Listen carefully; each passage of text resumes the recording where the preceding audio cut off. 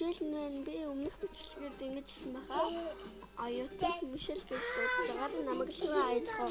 Энэ болгоно Мишель аюулгүйгийн дүү гэж дуудаж байгаа. Зөвхөн нэрийг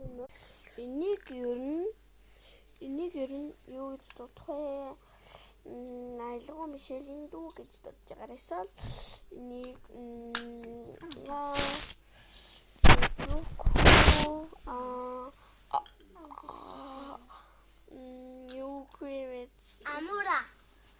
Амурка гэж дуудаж байгаарэ нэг. Эсвэл амур муур гэж дуудаж байгаа. Бичлэгээр амурыг оруулнаа.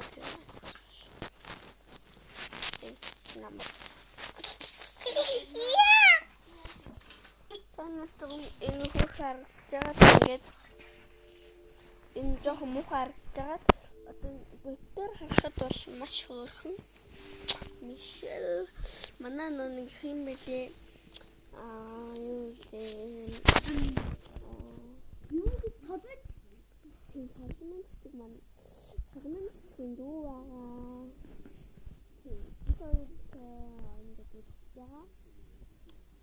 Одоос хойш би ингээд хийж байна.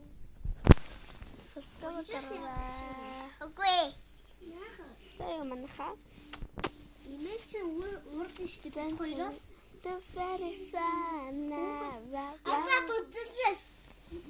Одоо шин бүжиглэж байна. За танд харвалгүй. I know. Бүжиглэн гэсэн чи дуу байсан юм лээ. Дуулан бүжиглэг.